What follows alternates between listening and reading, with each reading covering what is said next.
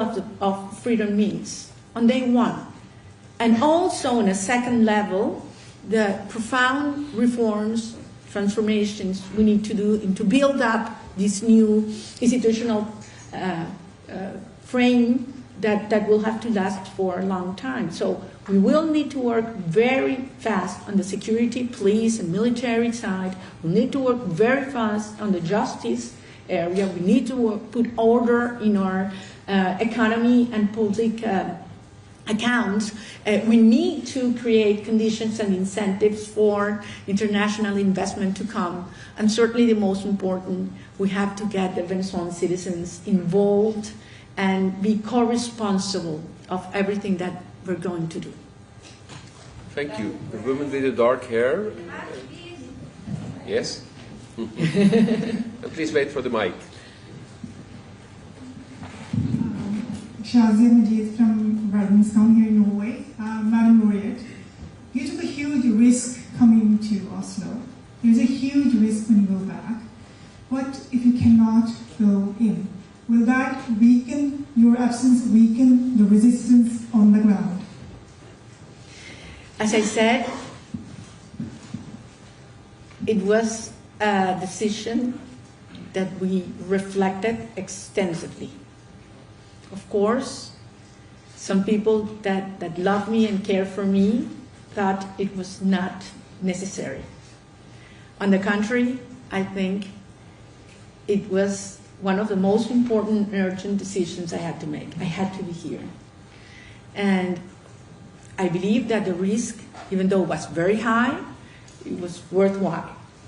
And of course, the risk of going back perhaps is higher, but it's always worthwhile. And I'll be back in Venezuela, I have no doubt.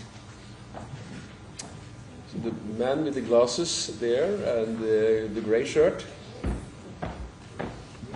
Two men with gray shirts. I'm being hijacked here. Okay, you'll get your chance. He has glasses. Felicitaciones, soy Anatoly Kurbanov de New York Times. Por respeto de moderadores, voy a hacer esta pregunta en inglés. You've been very clear that you want to focus international attention on what's happening inside Venezuela, on the suffering and abuse happening inside Venezuela. And at the same time, I know you have been frustrated by attempts by some Western media to view your movement, view your work through the prism of American politics, of partisan tensions inside the United States. At the same time, you have dedicated this prize to President Trump. Can you explain this apparent dissonance? Well, I think it's absolutely coherent. The war that Maduro has declared towards the Venezuelan people has brought us, as I always insist, great pain and destruction. I believe we have never seen this kind of violence against innocent people in our country's history. It has been called state terrorism by the Inter-American Commission of Human Rights. State terrorism inside towards our people, narco-terrorism towards other nations in the region. So I believe every country has the right to defend themselves. In our case, I believe that President Trump's actions have been decisive to reach the point where we are right now, in which the regime is weaker than ever. Because the regime previously thought that they could do anything. Anything. They felt they had absolute impunity. They could torture, they could disappear, they could sexually assault young women, and absolutely nothing was going to happen. The cost was zero. Now they start to understand that this is serious and the world is really watching. So you create incentives for that behavior to stop. You need to raise the cost of staying in power and lowering the cost of leaving power. Only when you do that, this regime will break down. And that's where we are moving towards right now. The very final question goes to the gentleman there with A Glenn with the glasses and the gray shirt. Maria Corina, Luis Carlos Díaz de PITV. En este momento hay madres y hermanas y familiares de presos políticos buscándolos porque están en desaparición forzada. Hay miembros de tu equipo que están incomunicados, que han sido víctimas de tortura. Estás acá. ¿Qué mensaje tienes para todas estas personas que están en Venezuela, que no pueden celebrar en público y que están esperando ser bien representados? Te agradezco mucho la pregunta, Luis Carlos, porque además sé que todos los periodistas venezolanos que están aquí han sido la voz de miles y miles de hermanos y compañeros, incluyendo a Rafael, a Henry, a Perky, Nora, Katy, Gabito. En el camino, confieso esto, que fue sobre todo una etapa muy difícil, la forma de conseguir un poco de tranquilidad fue empezar a recordármelos uno por uno y a nombrarlos uno por uno. Y me dio mucha fuerza, ¿no? Porque al final esto que estamos haciendo es por ellos.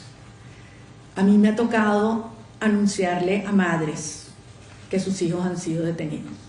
Y déjame decirle que ha sido el momento más desgarrador y difícil de mi vida. Y en este tiempo, en estos 16 meses, dedico todos los días tiempo a hablar con familiares, sean hijos, esposas, madres de muchos de nuestros compañeros, algunos yo ni los conocía. Ayer cuando pude abrazar a mis hijos, yo pensaba en ellos, Flor, la mamá de María. En ese instante yo decía, Dios. Y madres que no han visto a sus hijos en más de 10 años porque se han tenido que ir del país, ¿no? Y les digo, es difícil que el mundo entienda lo que ha sido la separación de la familia para los venezolanos. Y fue una estrategia intencional para quebrarnos, ¿saben? Porque pensaron que con eso iban a hacer la sociedad venezolana más débil. Tú fracturas la familia, sumerges a la gente en la tristeza, ¿no? Y fíjense que al final eso se convirtió en la gran fuerza que nos ha unido y que ha derribado todas las barreras. Es decir, nuestros hijos de vuelta en casa, los presos, los perseguidos, los que se han ido. Y yo siento que no ha habido una generación de venezolanos mejor preparada para eso. El dolor nos ha unido y no hay otra generación que ame la familia, la libertad y su tierra, el poder recorrer tu país como esta generación. Son nuestros héroes y son los primeros homenajeados, cada uno de ellos con este honor que nos han ofrecido.